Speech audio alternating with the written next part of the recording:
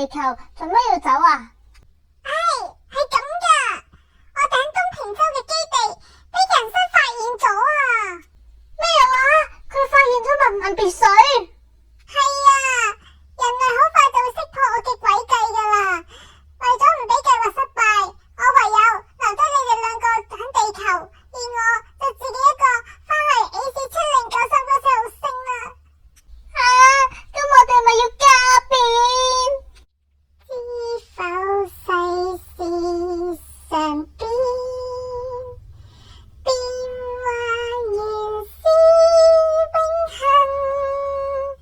始終波羅起跌，當然有幸有不幸，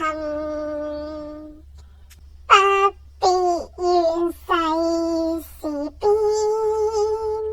變幻才是永恆，經得風浪起跌，必將我運變好運。如缺後越重遇，缺後越重遇，始終都會相對稱。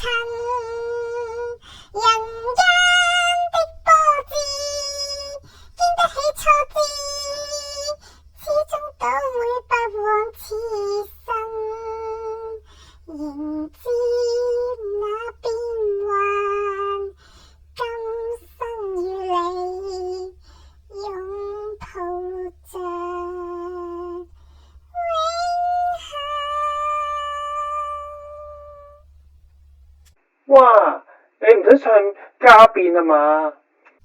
巴斯特大人，文文計劃失敗，要撤退啦！你同埋我班細佬就好好保重啦。咁又唔使撤退咁誇張嘅。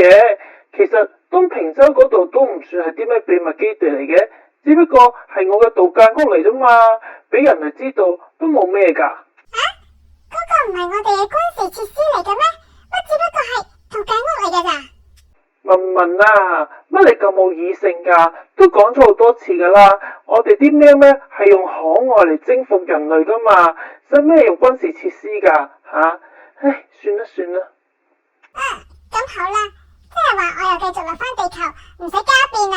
好啦，大家快啲俾啲掌聲我文文喵，仲有點歌嘅人生啊！大家記得睇佢東平洲條片啊，入邊有文文別墅噶。咁好啦，希望大家可以訂閱、點讚、建設性留言，再撳埋個鐘仔啊！咁我哋下集再見啦，拜拜。